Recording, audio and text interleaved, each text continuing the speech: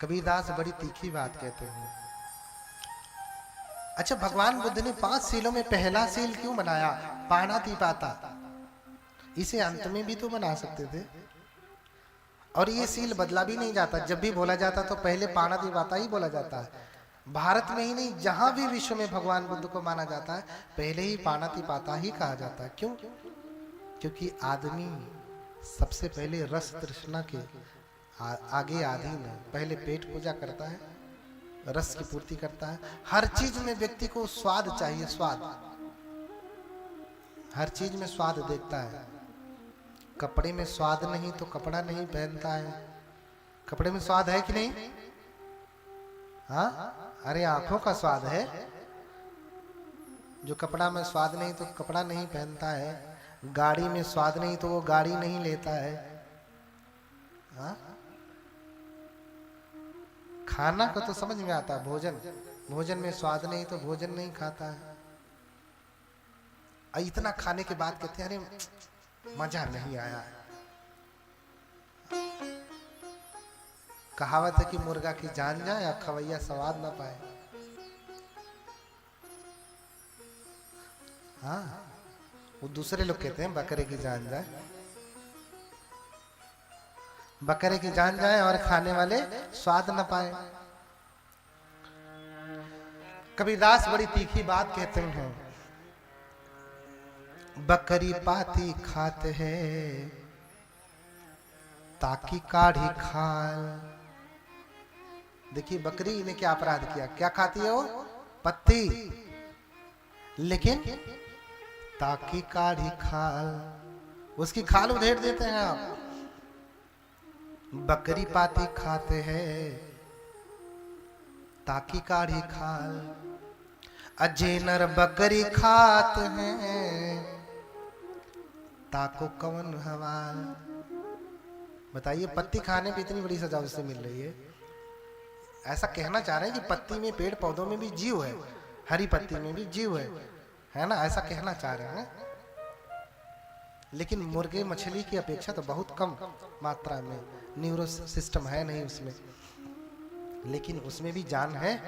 कि पत्ती खा रही है, इतना छोटा अपराध जिसे अपराध में भी गणना नहीं, उसकी खाल तुम उधेड़ डालते हो। और तुम जिस बकरी को खाते हो, बताओ ताको कौन हवाल, तो तुम्हारी क्या गति होने वाली है?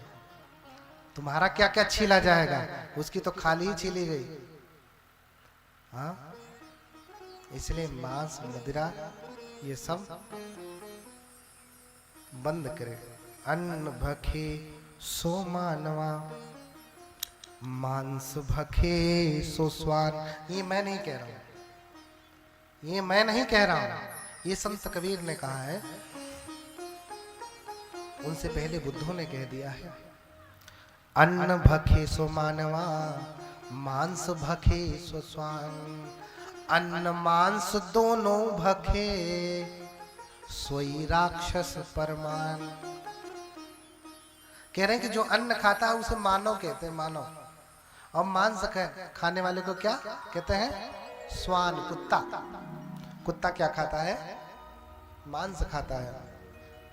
लेकिन अन्न मांस दोनों भखे,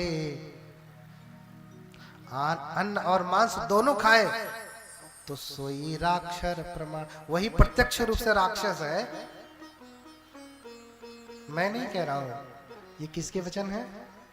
संत कबीर के। तो प्रत्यक्ष राक्षस आप लोगों ने देखा है किसी ने? इधर से माताएं, प्रत्यक्ष राक्षस देखा है जो अन्न और मांस दोनों खाता है?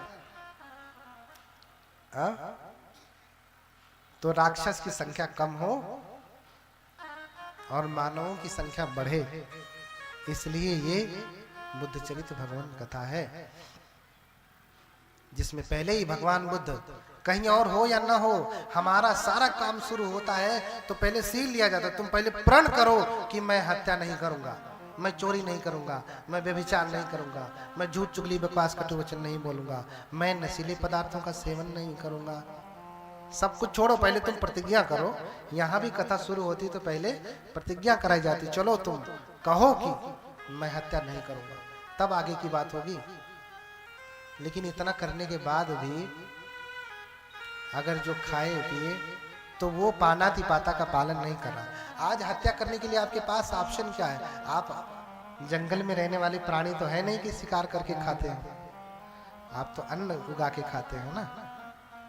तो हत्या करने के लिए क्या बचा? वही लाल साग। लाल साग हो, लाल साग, जल तो रही, पक्षी फल, सफेद वाला पक्षी फल जानते हैं? कितने लोग जानते हैं पक्षी फल? अरे वो सफेद सफेद होता है, पक्षियों का फल है वो। नहीं समझ में आ रहा ना? एक कितने का मिलता है? उसका ऑमलेट बना के खाते हैं ना। अच्छा, अब समझ में आया, जो जो खाए उनको समझ में आया। पक्षी फल। तोरई जानते हैं? तोरई, जल तोरई खाए हैं? जल तोरई, जल में रहने वाली सब्जी। कुछ तो यही कहते हैं कि ये तो सब्जी है। मछली क्या है? सब्जी है। और ये जो फार्म वाली मुर्गे हैं ये सब भी तरकारी है, तरकारी। हाँ? तो या तेनी कत विधि सरकारी, करत ही मुंड मनहु तरकारी। तो ये भी तरकारी समझ करके ही मूड़ी काट डालते हैं। तो शील का पालन करें, हत्या ना करें।